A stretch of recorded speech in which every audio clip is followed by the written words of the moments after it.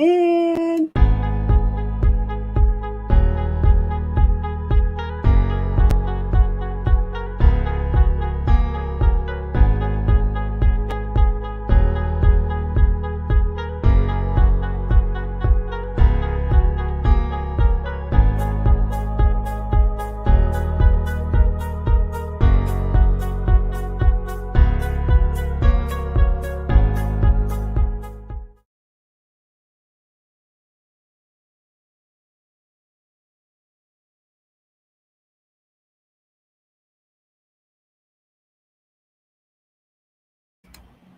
Okay, I think we are live. Hopefully, like the countdown music again is glitchy, so my screen is not showing what hopefully they're seeing. There we're good. Oh, we're good. Right. You're absolutely right. Sorry about that. No worries. No, thank you, Tim. Okay, well, welcome to K.I.S.S Recovery 101. I am Bridge, your host for this evening, and today I'm so excited. I have a special guest, Timothy. Tim, you want to say hi? Hello, everyone. This is an alcoholic addict named Tim. Hi, Tim. Welcome to the show. I'm glad to be here. Thanks for having me. I'm a little bit of a fan, I gotta say. I'm a little nervous. I told you right away, get out of your head. There's nothing special. I'm just a talent. Remember that? Very talented. Nothing special. So stop. I won't stop. I'm gonna feed your ego probably the whole show. Be ready. No. You talk to me. What's up? Let's run your show. Okay. I'm excited for this. Okay, well, let's talk about you, Tim, if that's okay. Yeah, Open 100%. book, right? Yes. Excuse me. About me. What do you want? Let's start with you give me a little spiel about yourself first. Whatever comes to your mind. In recovery. Been in recovery for almost 4 years now. I have a clean date. It is February 7th, 2018. Woo! I do have a sponsor who has a sponsor who has a sponsor. I worked the steps of both programs, Narcotics Anonymous and Alcoholics Anonymous. I was an IV heroin user, but getting out of recovery, getting out of my treatment, I was told to just get a sponsor and start working a program. It wasn't specific what program. I ended up in AA, and that worked for me the first year or two. It still works for me. I go to dual meetings. I don't have to be singleness of purpose right now or clarity or clear Narcotics Anonymous message, because this is neither or. This is a podcast, and I can tell you about me. And about me is I do recovery. I do whatever works for me, whatever feels right. And what feels right is going to NA meetings, going to AA meetings, going to CMA meetings, going to church, going to the Teen Challenge junctions, doing service work, doing a podcast. All that, doing the podcast, speaking when I don't want to speak.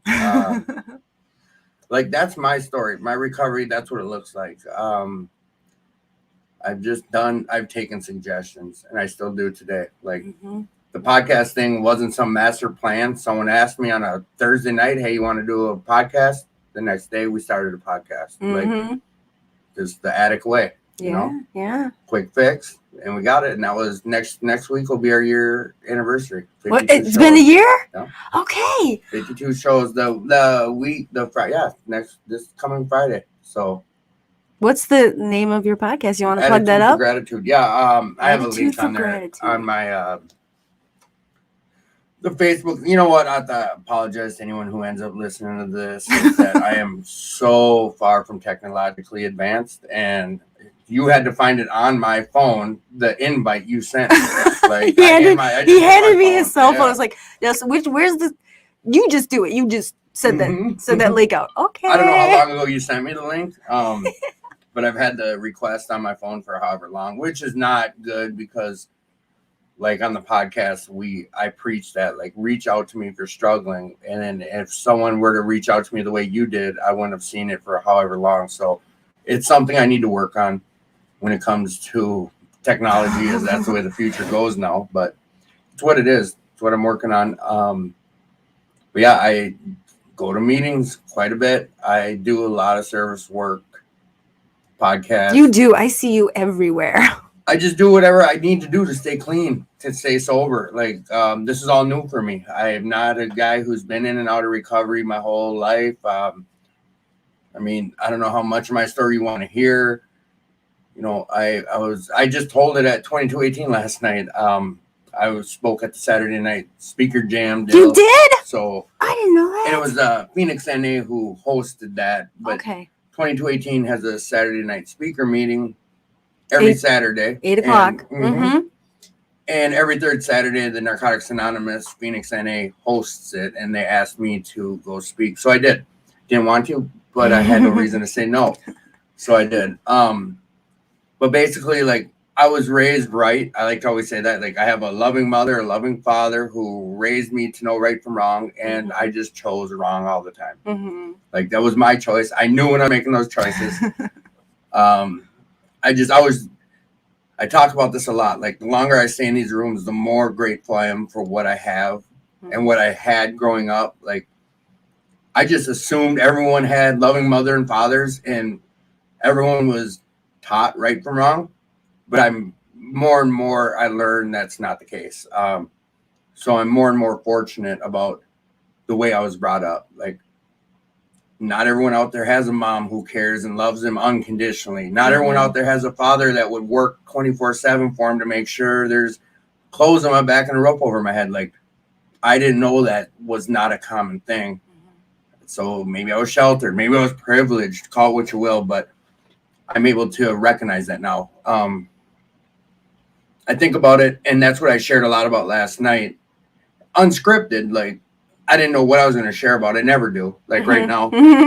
But you're the opposite of me. You're not a planner at all. I don't plan shit. You wing can it. ask my mom. Like, she's bought me planner after planner, and I just don't use them. I have 2 in my bag right now, Tim. I'm starting to. I have a nice one I can give you. My mom gave me. I'm sorry if you're listening, Mom. But I use my phone a lot. I do my calendar on my phone.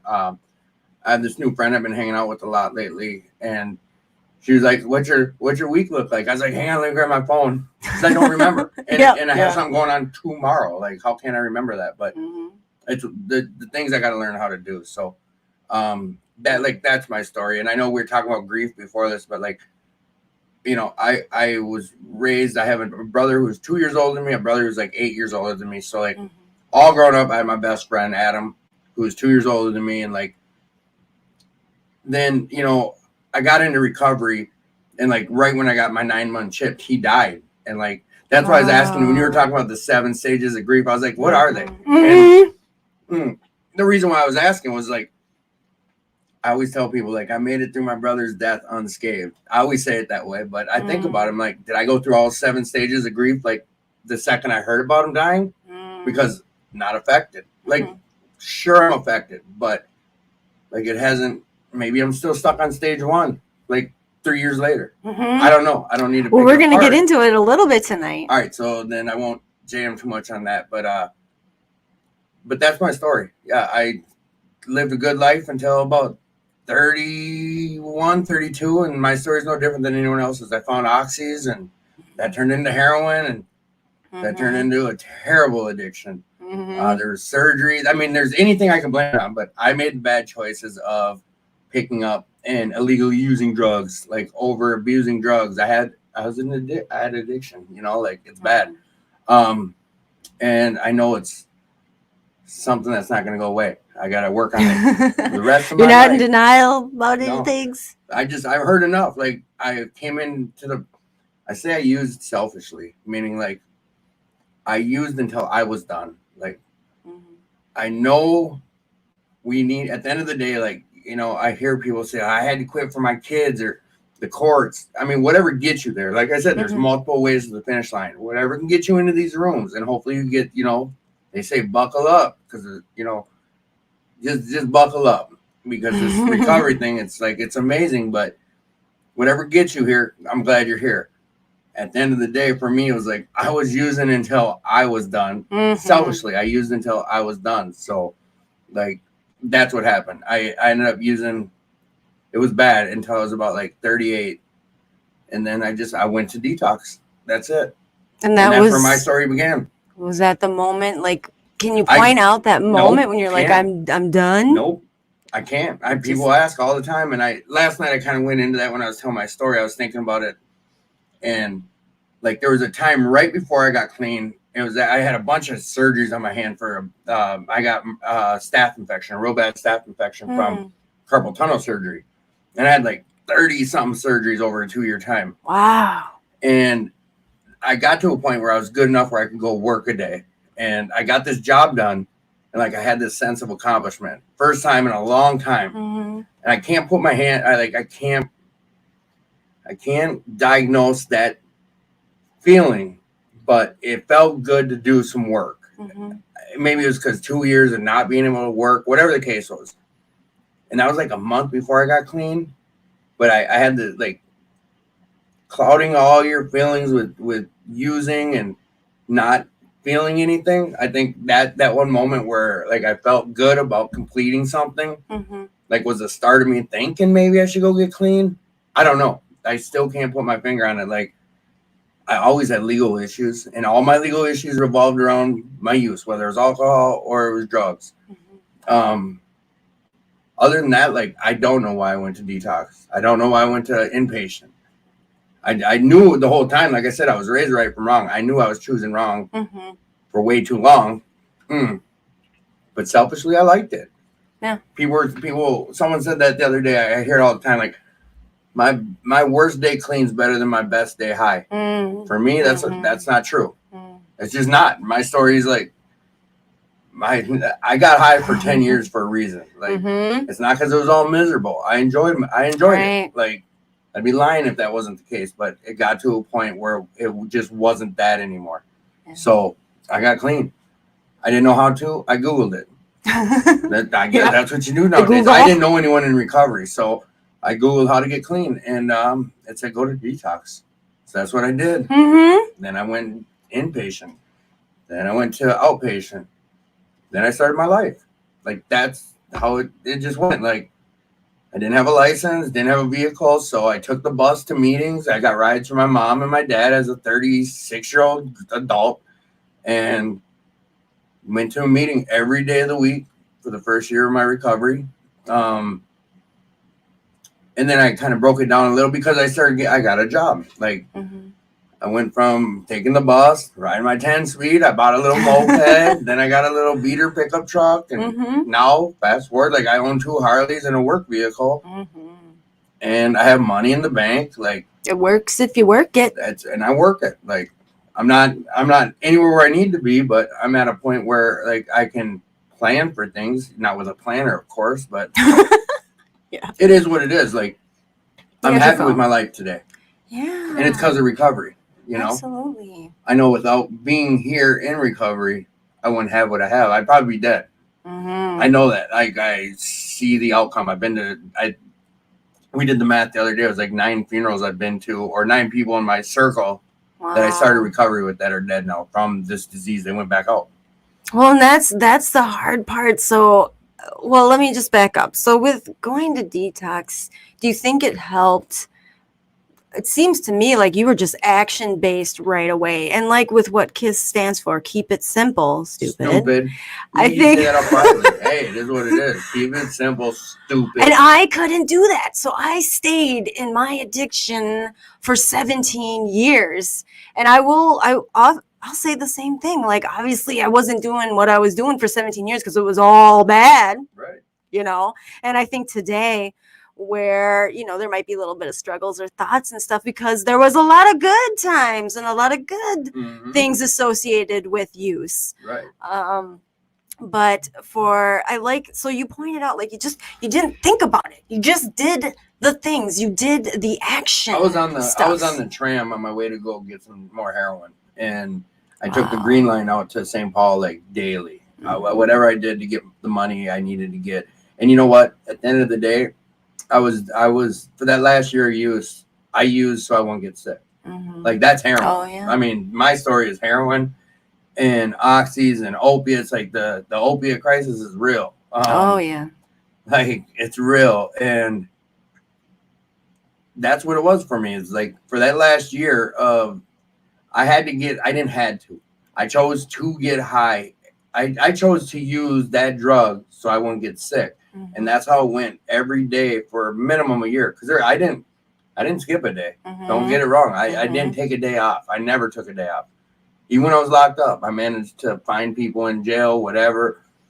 But I didn't skip a day. And that last year of my use, it was hell. Like, it was bad. I held my family hostage to my disease. I held the women in my life to my disease. Well, they I held them say hostage. I mean, to say it like that it's a family disease. it is. Like, and my family has dealt with it firsthand, like in their face.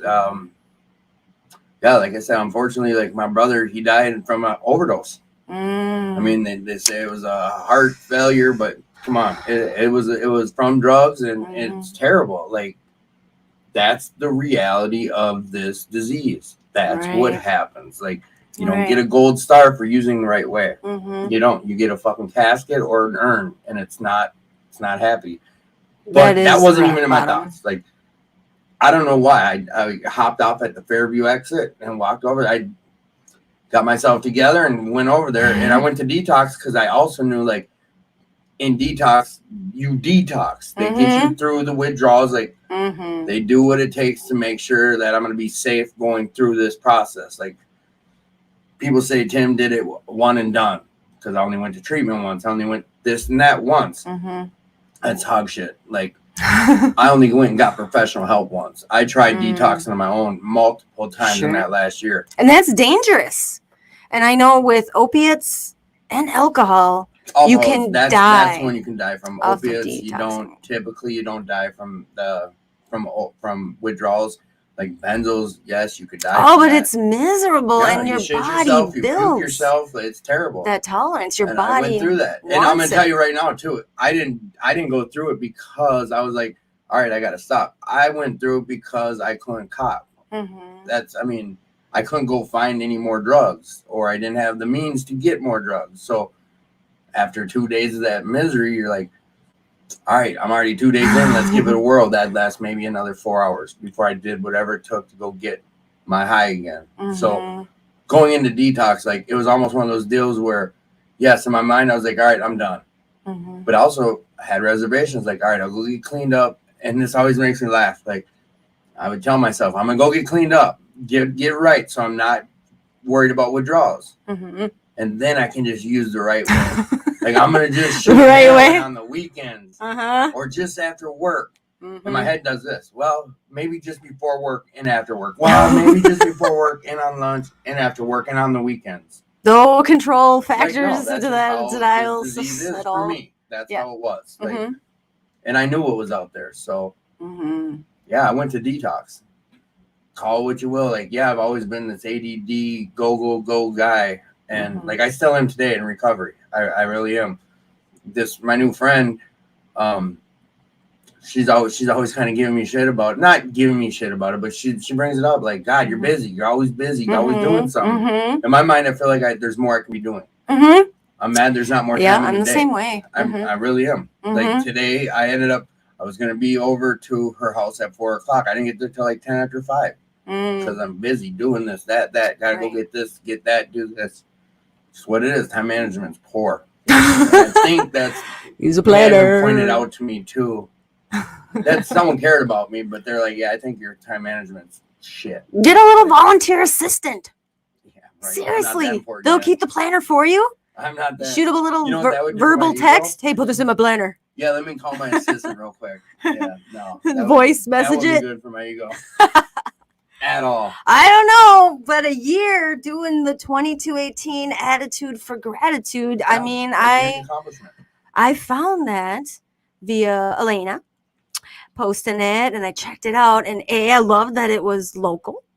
B, you guys are just real shit. You know, it's just authentic. It doesn't sound scripted. It doesn't sound like an overabundance of going off into la la land. I just feel like every time I listen to your show, I get to be a part of your conversation. Everyone is. That's what we try to do, just like you're doing. Like, all three bring different. That's what we try to do. Aspects, and we have to work on what I'm doing right now to you. Like, the thing we all. What are you doing?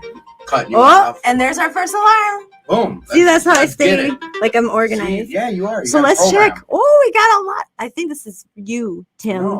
But we got a lot of people interacting. So let's take a look really quick. So, oh my gosh. Andrea Andrea says, What up, Andrea? hi, Tim. We got some. Okay, so Facebook users, if you don't check that box, I cannot see you, but I see hi, Bridge. Hi, guys. And Matt, someone saying hi to Matt. Tim lives. That's capital letters, recovery. Rah, rah. What? Oh, my girl Jessica's on there. Hey, Jessica. We got Crystal. What up? Oh, Terry's on there too. Oh, yeah. Someone's mentioned Elsa. Shout out to Fairview Riverside, That's my right, first LP. detox. Is that where you went? LP. Okay. Detox and Lodging Plus. Damn. Bob Bauer. Bob Bauer. Yeah, he's my counselor. Okay, shout out to Bob. Old curmudgeon prick who would not co-sign anyone's BS, and he saved my life, and I owe him a debt of gratitude I'll never be able to pay back, but stay clean. Mm-hmm. Yeah, that living amends. Yeah, there we go. That's what's up.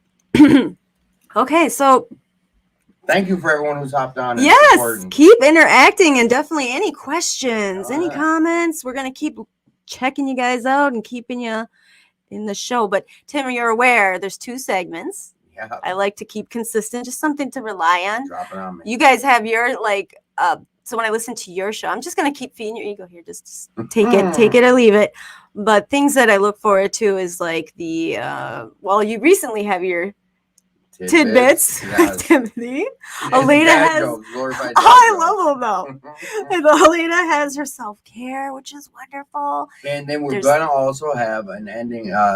Final thoughts with Tad. We're trying to get this worked in, but we always run late. And are you still gonna do the buzzer beater? We still try to do those, yes. And then always what you're grateful for. That's right. See, I know your show as a fan. Well, one thing, Tim, that I really look forward to with you as a host of that show is in a very clever, funny, kind way, you play devil's advocate. And I went on your show with my bestie, Sarah. That's right. And you know what? We hung out a couple times. I think, Serenity Shores, there was a great meeting, rain and everything. Yeah. I thought we had this, I didn't expect, was totally well, in my mind it was a blur. But I just remember you played devil's advocate with us. And at first I was like, oh, Sarah, is he against us? We're here for this, blah, blah, blah. And it was wonderful, though, when I finally did listen to the show. I'm like, that was beautiful, the way you did that, because the other side of where we stood, kind of with our, opinions or viewpoints, you clarified the other side of it and could stand up for the other side of it. So both sides could be shown there and also, give some justice to it. I don't even know what you're talking. I mean, I remember the show. I don't want to bring it up again because it's something that does heat me up a little bit. All right, but I'm gonna just tell you, I never intentionally try to go against what someone's saying. If anything, I just try to see the other side. But I got on that defense mode instinctively. My mind, my body will just do that. Oh, what would you say? There was a couple red button things that just in. I try to be an advocate for just the recovery world. I try to speak up on it. And as a woman, and as a mom, just going through courts and fucking CPS shit, those are those red button things that I'm like, ooh, that it triggers those thoughts again. Here's the thing: is you've got a side of life that I can't ever answer on or speak on. Maybe from the sidelines watching it, I can maybe give you my point of view, but I don't know what it's like to be a mom. Right. I never will. No matter what changes I make to my body, I'll never still know what it's like to be a mom. I won't know what it's like to go through CPS stuff. The things that you've experienced, I don't know. And I never will know.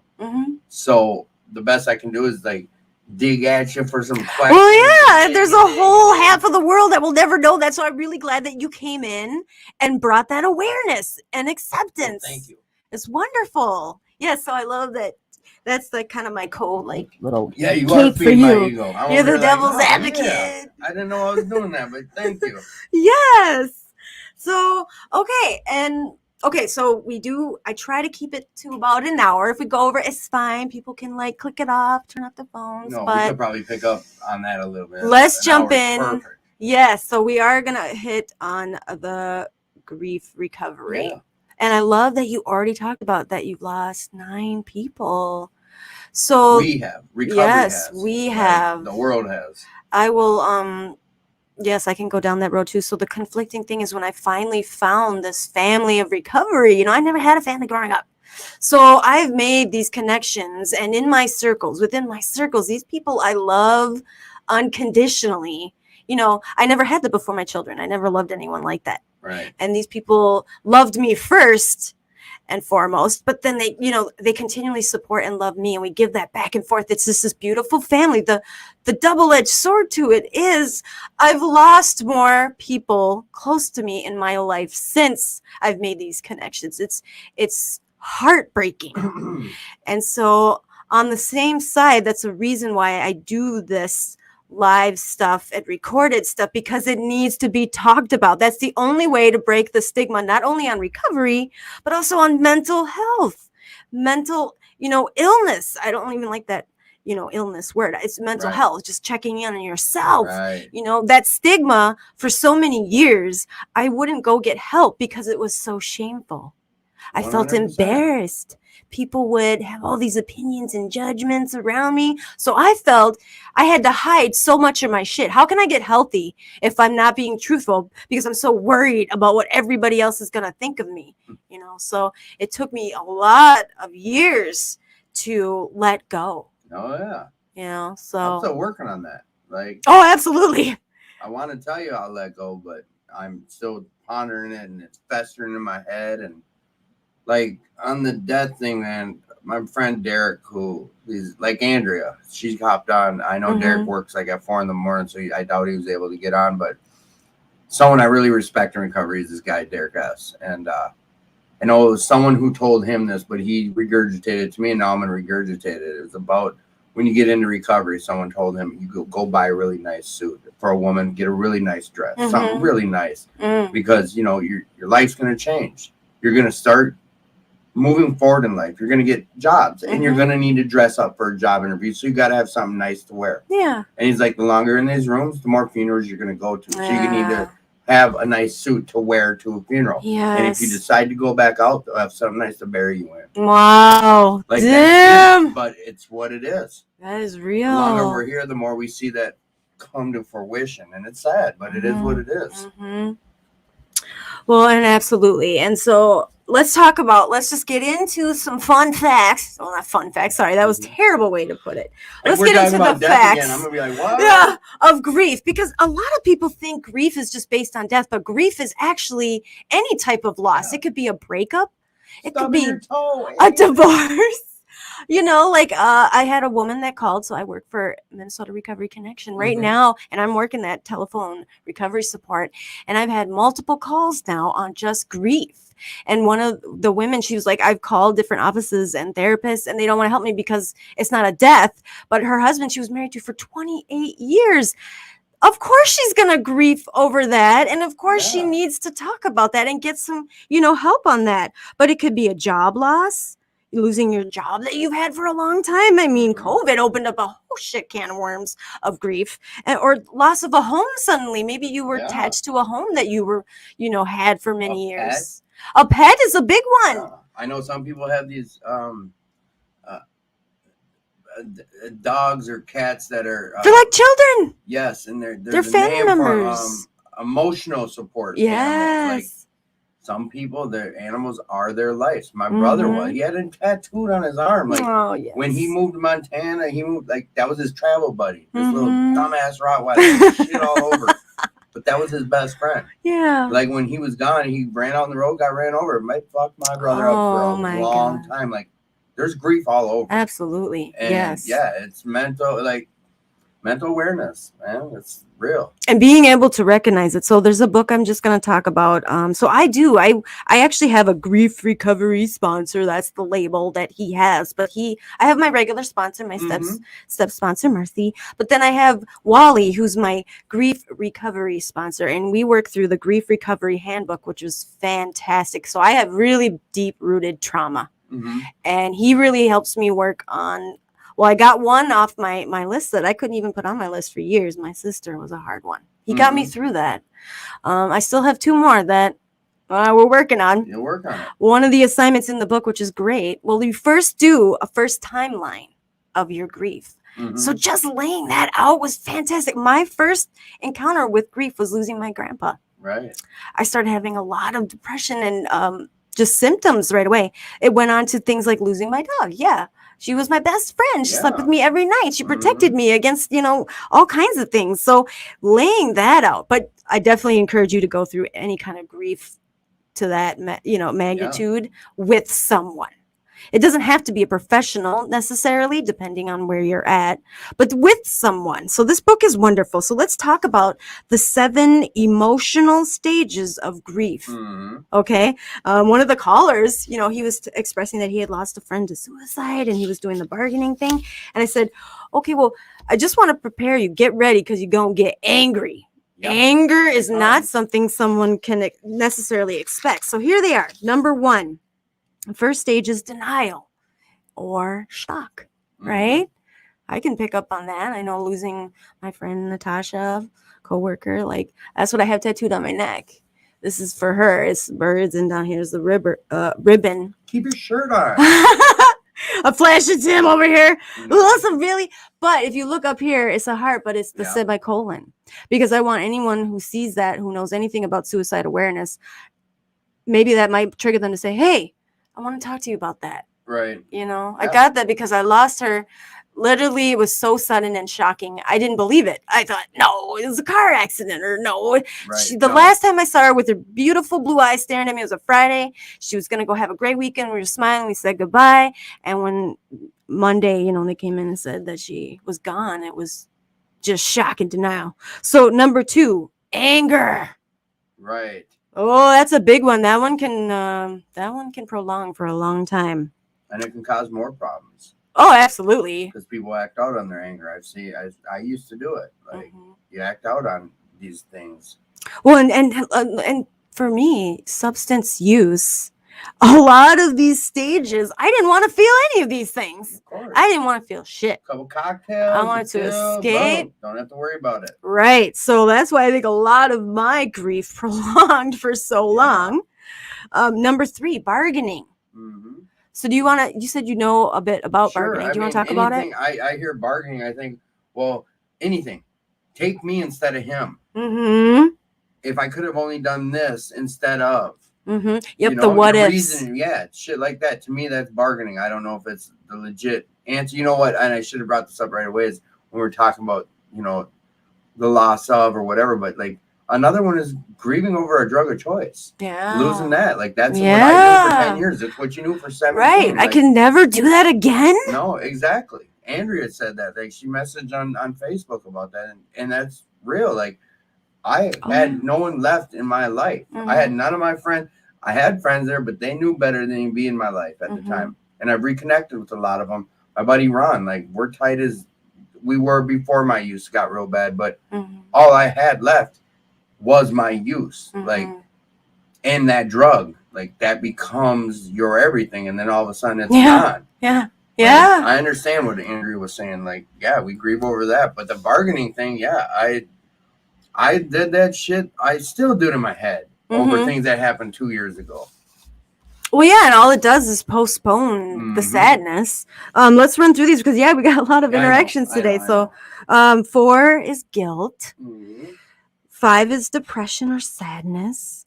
6 is reconstruction. It's when you start to be able to start working through it. However, on your own, or recommended with other people. And number 7 is like the acceptance piece, and that will bring back in that hope. But just to back up on grief, so number 4 in the book, it talks about this. This touched me a little bit. This made me emotional when I read it. It said parents especially that lose their children before their time.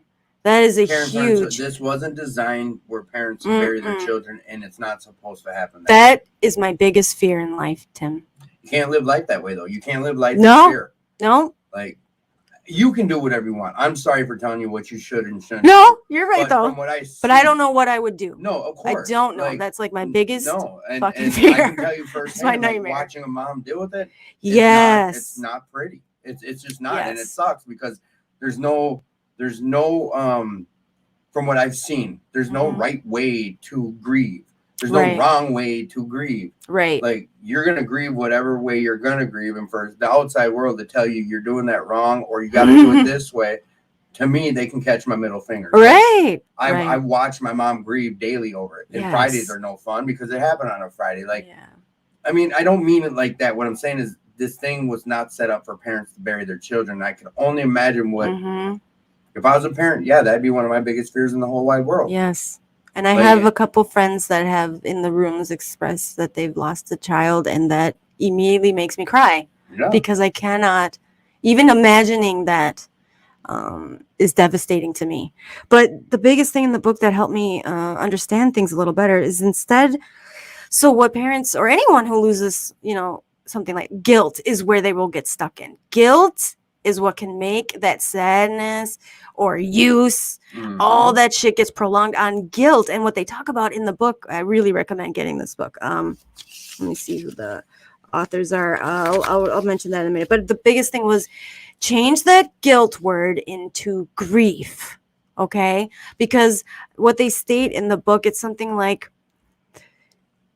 do you feel guilty? Okay, so you feel guilty that your son committed suicide. Let me ask you something. Do you feel like you directly said, go do that, go make that decision? And obviously the answer is no. Well, 9 times out of 10, no, I did not do that. Then take that G word from guilt and switch it to grief, okay? Because grief is a natural, healthy emotion to feel, okay? You got to feel those feelings and feel it out, and not alone. That's a key. Don't do it alone. Call MRC, call Tim. Tim, I love on your show, you throw out your number there. You, Elena, and Tad, you all throw out your phone numbers. Like, call especially people in recovery, because we gonna get it. We're not gonna judge you, and we're gonna listen. So definitely grief recovery is huge to not do alone. And like those 7 stages I just gave you right there, you might not even know they hit you, but they're gonna be coming. So I just try to prepare you. But yeah. All right, Tim, we need to get into the hot and heavy questions. So before we do that, I want to just... burying children's not the hot and heavy. No, hot and heavy. Yeah. This has been a heavy show already, so let's lighten it up a little bit. And the last segment, Facebook memes. I mean, we're just gonna have fun with that one. I think I'll only flash really funny, funny one that I thought were funny. But just let's interact a little bit. So let's see. We got Andrea said we also grieve. Yep, RDO said okay. Yep, you're right. She said that. And then Terry said, "Rip to all those that we lost." I can relate, unfortunately, but yes, we have a lot of work to do to change the public perception on addiction. It starts with us advocating and showing the positive side of recovery and addiction. And Andrea, that's great, Terry. Thank you. And Andrea says, I was so angry with God for many, many years after losing my son and my brother. Oh my gosh. Yeah, on that same, what she did, I was going to bring this up too. Is she said, I used it as an excuse to numb myself with drugs for years. Oh my goodness. What happened when my brother passed is, I read that when she wrote that, but we kept it moving quickly. Is same, we had a pastor come over talking about the funeral arrangements, this and that. And it's not his fault, but he said that God has taken, your son is back with God now. And it pissed my mom off. No mom wants to hear that. She wasn't ready to give him over to no one. Right. And then that just created resentment for her towards God and this pastor. Like, it was basically get that out of my house. I mean, it was. Like, you're telling a grieving mother that. It's like I think Crystal wrote something like that. Like, there is no words you can put this into. Like, and I know this is a heavy subject to just move right by. Like, and that you're about to start reading more of what other people are writing about that. But yeah, it's unfortunate. Everyone goes their own process. Same with mental health. Like, come on, let's read. Yeah, okay. And I just got to finish reading what Andrea said later, because she's, like I said, that's, to me, my heart goes out to anyone that's lost a child. That is like, I can't even imagine. And I just instantly want to hug Andrea. Andrea says, losing a child leaves a hole in your heart and soul. Oh my gosh, that can never be healed, and it never gets easier. But numbing it with drugs made me feel guilty for not dealing with the grief. Absolutely. Oh my gosh, absolutely. And that is the one thing that I say. All right, I've never revealed this. You ready? I'm dropping the mic. So whenever they say, is there any reason you'd ever go back out there? I'm like, no. I know that I'm solid and I know I'm good, but my back of my brain always says this too late. There's one reason that I might make that choice. And like I've told John and you told me this before. I've told you that if I go back and I out, told you what I'm about to tell you after this, but go ahead. That's a death sentence for me because you won't find me. If I make that choice to go into the ditch, I'm making that choice for a permanent reason. And John has said to me, well, I know where you live. Like, I'm a quiet person But when I want to be. I will disappear. That's what I think. Like, I've heard my friend has said, well, God gave you 5 children for an insurance policy plan. Well, whatever the case you know? is, like, but if there was a freak car accident, I think there's what dreams may come. Like, yeah, have you seen that? I share this in my story, and I still do. Is like before recovery, I always thought like if I get clean, and in early recovery, the first 3-4 months, like I made it real clear to anyone who would listen, like I will relapse if I lose my mom, my dad, or any of my brothers. Yeah, and you're not going to stop me. 5 months later, I lost my brother, and the thought never even came across my table. Wow. Yeah. It just didn't. Yeah. But like I said, everyone's situation is different. Well, and I get stronger now. You know, I have 2 years coming up in December. You build insurance every second. Yes. 23,000 breaths in a day. I do. Yeah. Snapple, what up? Yeah, he's got those bags. Those fun bags, useless bags. No, that was useful. But yeah, I mean, that's the reality. And the stronger that I keep building these circles of people that I trust and that I love, I think if they ever heard, or if I ever heard a friend say, I found out they lost something, I'm there. I'm right there. Nice. Like, and me just putting that out there, you might want to come at my door if you don't see me on Facebook or any message. You might want to come check in on me because yes, you know. It's for scary. Myself, I can't leave myself to those thoughts. I can't the what ifs because you're doing the same thing. Right. What if this happened? Or you're setting up reservations. Or that not you. That's just that kind of thinking for me. Or saying if X, Y, or Z occurs, I'm gonna do A, B, or C. Yeah. My predecessors have made it real clear to me, like, don't worry about what hasn't happened yet. Right. You can't live life that way. That's living in fear. For me, I can't. Absolutely. Well, and I'm like you, Tim, too. I like to stay busy. I like to feel useful. I don't like to get complacent. I mean, that was a big part of my addiction was, you know, if I'm not doing something and I get bored or lonely or I didn't love myself, you know. So luckily I found that I do really like myself these days. I love myself. But before that, until we can figure out how to love ourselves. I was an empty shell of a person. And so, yeah. But we could go on a tangent, Tim. I'll have to have you come back on the show sometime for sure because we're just going all over the place. I could continue this conversation for a long time. But are you ready for the hot and heavy? Hot and heavy. Seat. Back on. Let's go. Be prepared. Yes, might be on fire real soon. You ready? Okay, but there's no rush. Okay, so don't feel like you have to rush an answer. But I'm not going to kick you off the show if you don't answer it. So you ready? Question number 1. Okay. What moment, Tim, in your life did you come close to thinking I might not make it? During my youth, when I was in a position in my life when I thought I might not make it. Yeah, was there like a moment when you're like, man, I don't know if I don't think I'm going to make it? I put myself in a position of being surrounded by some killers, and that's the best way I can say it. And I was scared. I was quite scared. I talked myself into a position where I couldn't get myself back out, and I didn't think I was going to make it. I'm not, and this is pretty black and white. The example I'm giving is pretty cut and dry. It's not. I can't tell you about a time like I had a mental breakdown, like I'm not going to make it. Like that hasn't happened to me. Physically, I'm talking about, like I was in a position where I didn't think I was going to leave a place that I was in. I thought I was going to get killed. It's that easy. Like that's that type of answer. So, but I think the answers you're looking for is something like what I was kind of exampling about, like, you know, emotionally or something, or mentally. No, that hasn't happened. Okay. That I can remember. That I can think of offhand. But you were talking about like there was an actual physical moment when you're like, I don't know, I'm gonna make it out of this. I put myself in a terrible position, and I didn't think I was ever gonna make it out of this place. this Ooh, scary. dwelling. Okay. No details though? No, we Might don't get need some to. charges Talk thrown to out the there guy or who did my something. fifth step with. He'll Okay. explain it to you. Okay. But he's not gonna because he promised he'd never repeat it. No, I'm joking. I Anonymity? was in the life of drugs. I was at Oh, a yeah. dope house. I was at the trap house, and the Mhm.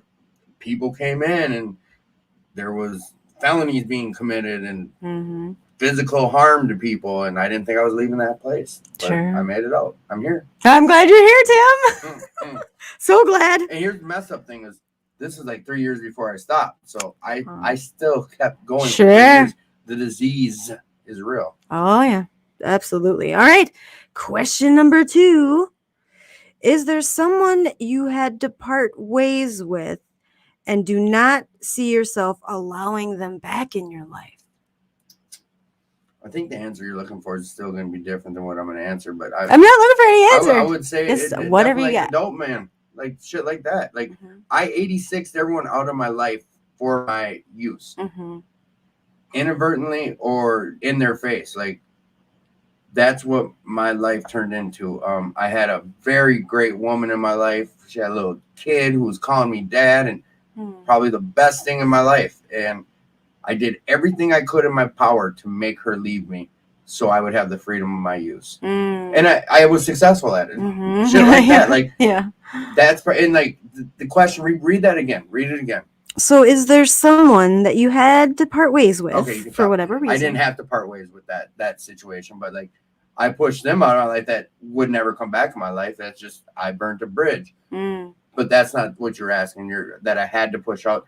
It would have been the dope man. Like, and that's just where we're talking about recovery. I'm trying to think like unhealthy people I just had to push away. Like in recovery, it would be on the lines of people that are showing up in these rooms for all the wrong reasons. It's not that I had to push them away. I just don't associate with them, but more or less like the dope man. He called me a few months ago and he had just got out of prison. And like, I wasn't changing my number. I was blocking his, and he was still calling from other numbers to tell me he had something for me. And I let that fester in my head for 3 weeks before I shared it with anyone. Like stuff like that. Like, and that's what pops to my head right away because almost 4 years in, I was 6 numbers away from dialing him back to go grab a half ounce or whatever he had for me for free. Shit. You know, that shit dwelled in my head I let it rent free in my head for 3 weeks before I told anyone. And that's what's up. That's the real. Yeah. You know, decision that's the away real. from death or detox. I'm just one decision. That's it. You know what's good for you and what's not good for you, and just there's a few people that I just know I cannot see any purpose for them ever having a space in my life, just because they were always a dark cloud in my ray of sunshine. I think about people I want to do that too, and I can't. Yeah. Maybe there's blood relation or whatever. No, the one thing that comes to my head is the dope man. I'm sure later tonight I'll think of something. Oh yeah, that always happens. I'll be like, hey, to me too. Why did I say that? Why didn't I say that? I know there's more of an intelligent answer and a reason for pushing him out of my life, but right now, like that's what comes to No, that's a really good answer. Dope man. All right, ready for the last one? Yeah. How's your ass? Is it hot? Is it on fire? You doing okay? Are you talking about my butt? Yeah, on the hot seat. No, it's yeah. You doing good? You're not sweating? No, these aren't that. Yeah. Some people sweat. Okay. No, I'm good. Last one. What's your biggest burden or challenge in your life right now, present day? Accepting myself, accepting who I am, accepting my parents, accepting my decisions, acceptance, even though I know that's the answer to my problems today. I read page 417 more than you could imagine, and acceptance is my biggest issue today. You don't catch me as that's an issue for you, though, Tim. I'm a Can good you showman. Elaborate on that? Like, is there certain things specifically? There's things I can't change, and I need to accept. There's things that I just don't accept that I can't change. Like characteristics? Sure, all sorts of things. Like, yeah, I want to be 6 inches taller. That ain't happening. Okay. I got to accept I'm not. Just dumb shit like that. Like, yeah. Acceptance. Like it's across the board. There's lots of things that happen in my day-to-days. Oh, we there's got a the 10-minute 10-minute alarm. alarm. I'm gonna wrap with this question easily. Is I keep a guy named Bob S. and another guy named Ken W. in my circle. They've been in my circle from about day one. They're old timers. Both of them have over 20 years. I watched them go through more hiccups in my 4 years than I have probably in my whole life, and they got 20 plus years. And both of them say this thing, and it just wants me to strangle them because they believe it, and they're both successful and happy. But acceptance, they're like, just I can't change it. I have to accept it for what it is. And it's so bullshit. I do. I feel that way, but I know it's not. I know it's not bullshit. I watch them. They're happy. I'm listening to the one guy who's been robbed of almost everything of it that he uses to make money by someone he gave a chance to, and lied to his mom. Just things that are just so dark and terrible, and they're smiling. They're smiling. They're like, hey, accept it. Like, things will work out the way they're gonna have to work out. Blah blah blah. And they truly believe it. Like, they're leading by example, and I need to take their example and just accept. Well, easier said than done, right? Yeah, it's a work in but progress. practice.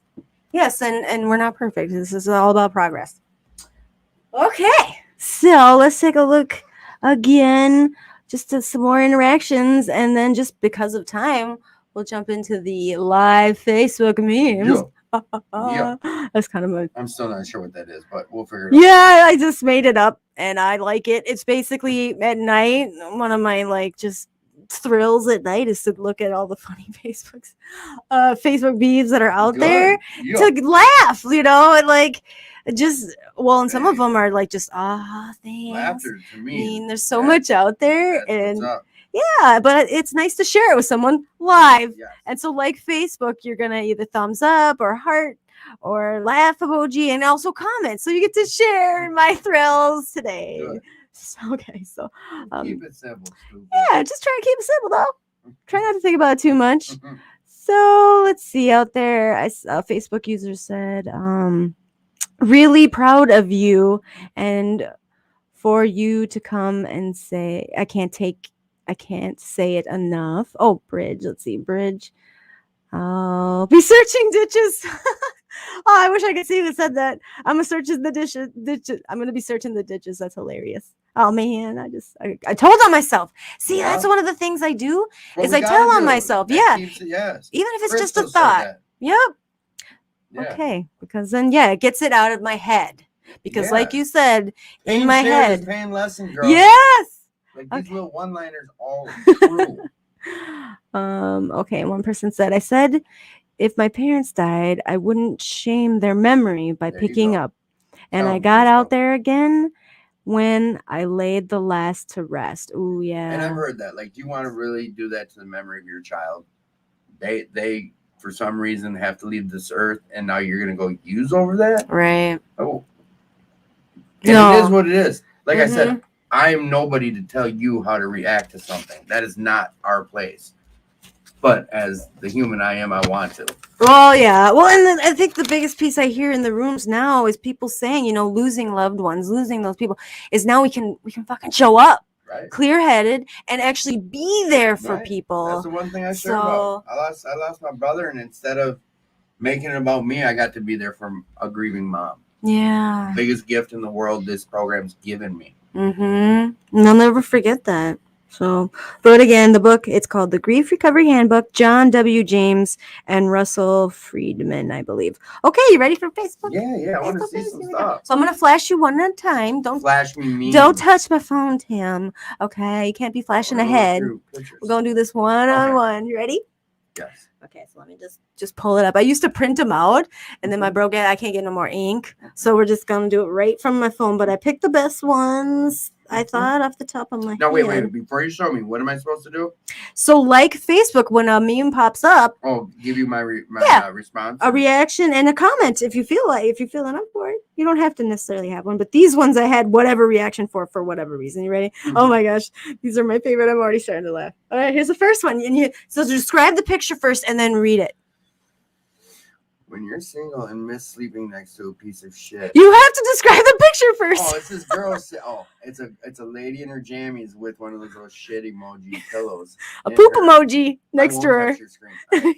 When you're single and miss sleeping next to a piece of shit.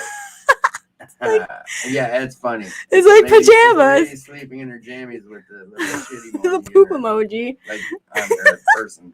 And yeah, when you're single but you're missing sleep, yeah, you miss sleeping next to that piece of shit. I never throw out names, Tim. I never do that. No. I know. Okay. I think this one's right, so left I'll to right. Describe the picture first. Yes. We got 6 cats. Well, they're 2, but 6 different. Okay. We got side by side. The top one is 2 cats. It says, "I think you're pretty." The one on the right says, "Thanks." The middle one says, "I wish there was something between us." The one to the right says, "Me too." Bottom left cat says, "Really? Like what?" The bottom right cat says, "A wall." And they're all some corny looking cats. I like it.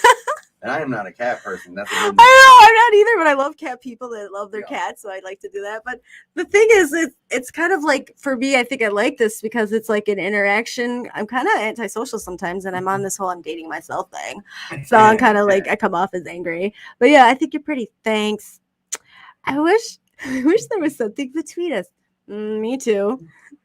Really? Like what? A wall! So that's how I read it. That is good. Okay. I don't remember what this one's just words. So my plan is sharing memes until someone falls in love with me. Oh, I remember I picked that one. Yeah, I think I'm funny sometimes. We connect on the memes. Personal one for you. Dude. That was. There's some truth behind it. All right, another cat one. You ready? Yes. I don't know. All right, it's a grumpy, furry-looking cat. Above it says, "Have you ever looked at someone and thought, shut the hell up?" Underneath it says, "And they were even speaking." And they weren't even speaking. You look at them like, shut the fuck up. Yeah, that's a good. That's a good. Does that happen in the rooms to you at all? 100%.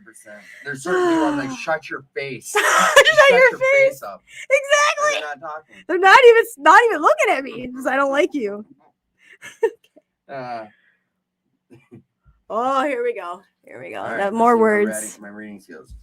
You ever look at someone you hooked up with and you're like, damn, you went through a little bit of a rough patch there. That was a bit of a rough patch. Wow. Especially in my use. We're really going to bring up those memes with only 4 minutes to go. I'm laughing. That's a can of worms I want to open up with you. But if you have any memes, you can. Oh, here's a nice one. Grief is kind of, it's not a funny subject. But if I were to die, Tim, here's the humor. Here's me, Tim. All right, wait. In the background, there's a picture of a Ouija board. It says, "At my funeral, everyone will be gifted a Ouija board with the note from that saying, keep in touch." Let's still connect. That's funny. A little scary. Oh, this one's kind of funny. I don't know. It's about people's in relationships. You ever been on the couch, Tim? Said, sharing memes till someone marry me. Yep, pretty much. Don't even open your pie hole. All right. You women may be surprised to learn that making us sleep on the couch isn't that bad. It's kind of manly. Makes us feel like we're camping with a really angry bear nearby. That's a good. Oh my goodness! I wish I would have done that. There's been a couple of incidences. I'm like, I'm probably enjoying this. Oh, here we go. So I do get bored, and I do go on dating apps because I'm bored. I'm not looking to date. You don't have to explain it. All right, another 2 cats on the bottom. The pictures, they're both wearing bifocals, looking at like maybe a computer screen. It says, when I have to go on Urban Dictionary to find out what the 25-year-old on Tinder wants me to do to him or with them. I don't even know. Hit me up. I didn't know what that was. DM me. No, that's good. Yeah, at least I know a couple of them. Okay, this one's a aha one, I think. All right. It's a nice, serene looking picture. Why should I fear the dark when the mask people wear in the sun are far more terrifying? Dave Wise. Poetry in every emotion. It's a good one. What do you think of that? I think that's good. Because, with the realness, I feel like that's Yeah. why I like the world of recovery. A lot of us are fucking real. Like, we've been through the depths of hell. Mm-hmm. And so I read something that said we're on this other level because now we're so grateful. And so we value those relationships we have and those conversations that we have. Like, I'm in depth in this conversation. Like, it's important to me for Energies. every day, Right. day by day is important. Okay. Oh, this one's a good one. So do you just take a bunch of screenshots of That's what I do now. I was like, oh, that's a good one. You gotta share it. It's Tupac in the background. I think that's Tupac. Yes, it is. Smart people know when to play stupid. Mm-hmm. Yeah. Does that make sense? Oh yeah. I'll play Yeah, naive. I know when to play Boo Boo the Fool. I really do. Or I guess I do when I don't want to respond to someone or deal with it. Okay, we'll end it with a funny one. I was gonna end it with another. No. Funny. This one, describe the pictures. Don't read. Describe the picture first. We got 5 clowns sitting in what looks like a cafeteria, and we're talking old school 1970s clowns. The red bozo. If any of you guys remember Bozo Creepy clown, looking. we got a bunch of bozos. No, it says, I bet your DMs are full of guys. The guys in my DMs. Scary looking motherfucking clown. Bunch of clowns. That is reality. I like that. I do. I like that. That's awesome. So, Tim, any final thoughts? Any words of wisdom that you would like to share? Boo Boo the Fool. So, I wanted to thank you for bringing me on here. And this is a can of worms that weren't going to open, but like the guy I do a podcast with, you were dating, and you reached out to me. Were we dating? You guys were together. Bottom line, you were hanging out. You're not together. We don't need to pick it apart. What I'm getting at is I'm thanking you. I'm thanking you for having me on this show. Like, I do a podcast. You reached out to me. At first, I'm like, I didn't know you were doing it. I'm like, what is she talking about? She's weird. I am know. weird. I had no clue you were doing a podcast. So, of course, I reached out to Tad. I was like, dude, is Liz doing a podcast, or is she talking about our podcast? She's inviting me onto my own podcast? Like, what's going on? He's like, oh, no, she's been doing a podcast. Yeah. I'm like, well, she invited me to go on. He's like, when are you going to be on? I'm like, well, what do you think of it? Like, I wanted to be like, oh, sure. Am I crossing it? I don't know how things went. Yeah, I stay out of people's shit. That's smart. I waited That's 4 real years smart. to even attempt to be in a relationship. But you're friends. Because I'm scared of it. Yeah. I just am. I don't want no headaches, no hassles, blah, blah, blah. I don't want to go down that road because we don't have the time. What I'm getting at is you reached out to me to be on the show. Mm-hmm. No matter what happened with you and whoever's in my life, I'm just grateful that you reached out to me. I appreciate it. Whatever, being a bigger person, whatever the case is, it's about recovery.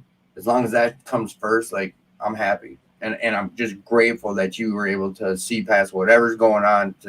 Well, I figured I'd throw it out to you. If you said no, I wouldn't take it personal. I would have. I'd have been like, nah. What's the reason? Unless, well, I know you guys are friends. I shared earlier in the show. Unless I have a reason to say no, I've been taught you say yes. But you guys are friends, and maybe for whatever reason, I don't know. I stayed out of that too. Shit. Like I said, unless there's a reason for me to say no, I have to say yes. Yeah. Otherwise, I might as well be back out using. Right. Well, that's why I keep it simple. Like, you popped in my head. I'm like, we would be such a good guest, and I'm just gonna ask it. I didn't think about anything else, I'm just like, well, shit. What ended up? And I had to. I think that's how we met. I had through Tad. Yeah, it's the only reason I know you is because of him. Yeah. And I had to put my nose into something I didn't want to, because I never asked him about. I think it's. I don't want. We don't have the time. Yeah. We don't have the time. Well, I don't talk about it. It's healthy to be in relationships until we figure out who we are. Yes. Until who I am. And I still think I'm being premature 4 years in, but everyone's growth is different. You might be ready in day 2. I don't think there's a specific day or time. It's when you personally know you're ready. Who knows? Right. But of course, I got my head in about it the instant. I figured out, like, oh, okay, I better do my due diligence. I reached out to my sponsor. I reached out to my mom. I reached out to my friends. Well, it's been a minute for you, hasn't it? It's been a while. Yeah, I do what I've been told to do by my predecessors. I take suggestions and I reach out to people I respect their opinions on. With that, I get to That was me dropping it. Yes, you did. You dropped the So mic. no, I'm grateful to be on the show, and I'm grateful that you asked me to come on. It's a pleasure and it was a joy. You got your shit together. This is better than our show. Well, We I couldn't had even hold no, the show not at last all. I week. had a great time. I just showed you guys had pizza there. Like, This I is mean, it good. was a No, lot this of is laughs. good. I think Hey, Sarah I'm brought proud of you. You're crabs. killing it. This is awesome. You got your shit together. Like, thank you for letting me be a part of this. Well, Truly. and again, I just want to advertise, attract other people. So Friday nights, Friday night, come on. throw it out there. 2218's Attitude for Gratitude. Live podcast. Yes, it's live, and you find it through the. I put my phone number on this feed too, so if anyone's struggling, please just reach out. You're never alone. No one knows you're struggling unless you let someone know. You're not alone though, and you're loved. So just please reach out if you're ever struggling. My number's on there. Take advantage of it. Call me if you need. Reach out to Bridge. Just don't be alone when you're struggling. Other than that, yeah, 2218's Attitude for Gratitude podcast every Friday night from 9 to 11. You can restream them, like them, share it, follow, all that jazz. That's everything my Friday you're night supposed to fun. say with technology and Facebook and podcasts and blah, blah, blah, blah, blah. Well, that's my Friday nights of fun, for sure. And like for me, I'm just taking space. Like I've decided I should have taken my sponsor's advice originally to just take a year, but right in treatment, I jumped in and got into this over a year relationship. Yet also, that was back in May. But since then, I'm making myself take another year. I got 2 years of sobriety come up. I'm taking another year. Just be to be just with learn yourself about for a while. myself. Yeah, I've been Until going you're on dates with comfortable who myself. you are, and I know, you know what? For me, I had to be comfortable with myself. And you just heard me talk about acceptance. I still need to work on accepting who I am. Like, I still don't have it figured out. Like, I'm still telling you, I feel a little premature. The person I'm with, same boat. We have like 3 days different. She's scared. Like, I'm scared. Like, I'm real cautious about it. And it's like, but I gotta say, only you are gonna know when you're ready. You're glowing, Tim. I gotta tell you. I'm pregnant. Every time you mention your friend. Yeah, I'm pregnant, and that pregnant people. You glow. look happy. I haven't seen you look happy. Sometimes I get a little worried. Sometimes you're busy. You're doing a lot of shit for other people. That's a lot of work. So I'm happy for you. But here's the thing: that you have doing someone things for other people in return helps me. Oh, absolutely. Really, yes, absolutely. Like helping acts of service. Still suffering addict or alcoholic, like can't pay for that. You can't buy it. It feeds the soul. And my ego. Okay, well, I'll give a shout out too if you like podcasts. Podcasts have been my jam.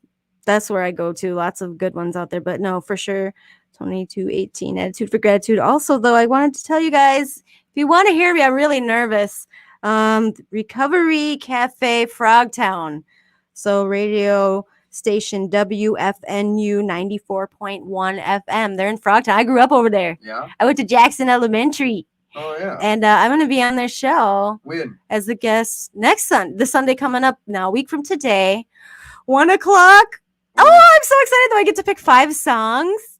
Oh, but really? I gotta talk about me, Tim. Your guest, like DJ? I'm gonna be a guest on their show to talk about. So it's the Recovery Cafe Frogtown. So WFNU 94.1. I'm gonna be sharing my story, Tim. That's good. On the radio.